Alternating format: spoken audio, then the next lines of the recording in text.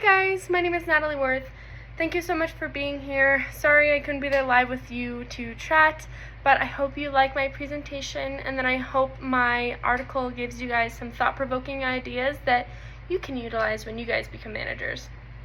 So the article that I went with is called 4 Strategies to Unlock Healthcare Performance Management Constraints. It's an article written by Daniel Sargent and Jay Spence in 2018 for the Healthcare Financial Management Association.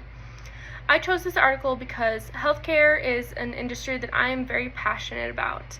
Not only is healthcare an essential role in society, but it also is a sector of business that presents with its own acute issues, and I wanted to utilize this time in this class to look at it from a performance management perspective, to decipher what differences does healthcare have from other businesses, and then how can I better address them in this specific area of business.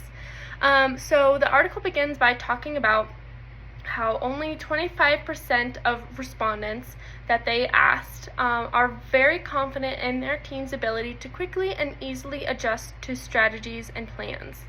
Also, only 15% say that their organization is very prepared to manage evolving payment and delivery models with current financial planning processes and tools. Also, only 8% are very satisfied with the performance management reporting at their organization. So, what are some ways that this article discusses that we can use in the healthcare industry to address these issues? First, the article talks about how healthcare management systems should place a higher emphasis on data analytics. Now, when we think of data analytics, we initially think of finance. We think of how many patients we're seeing in a day, etc., and how much money a doctor's bringing in, etc. But what this article talks about is using data analytics to improve the flow of the hospital and to improve patient care. Since patient care is the most important aspect of working in the healthcare industry, that's what it's talking about, and it's talking about the best patient care that we can offer, and then matching that to the financial requirements it takes to meet those patient care requirements, and then not only meet those requirements, but exceed them as well. Second, the article talks about how the hospital should prioritize cost benchmarking.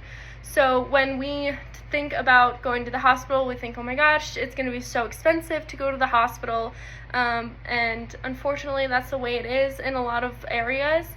So it's important for hospitals, especially veterinary hospitals that I work in, to do price benchmarking. This price benchmarking helps a hospital to identify competitive areas and what prices need adjustments. So not only looking at other hospitals in the area and what they're charging for certain things to meet that, where you could possibly be overcharging or undercharging to meet that sweet middle spot where you are remaining competitive, still making some money, but also not losing money or not overcharging your patients for the care that you're giving. Thirdly, managers should invest more effort into the financial planning process to better integrate the business strategies, to better allocate their efforts to goals set by the organization. By doing this, managers must prioritize patient cost and the quality of those outcomes. So that kind of goes into the data analytics that I previously mentioned, but this is more so from the financial planning process. So it's utilizing our financial plan throughout not just the year, but over the next couple years to allocate resources for different departments and different areas of patient care that are most important and most common in the hospital. Lastly, hospitals should re-implement or innovate their performance management resources. So that kind of calls back to that last set of information that I gave you, that only 8% of managers are very satisfied with their performance management reporting at their hospital. So this step suggests to re-implement that or innovate it. So this helps the business and the clinical side of consumer intelligence by using capital-intensive IT departments and also in an adaptable HR department. So the questions that I have for you are, number 1, what are some ways that you guys think that healthcare performance management could differ or is similar to other industries? Question number 2, Healthcare workers struggle with burnout, which directly affects their commitment and motivation at work.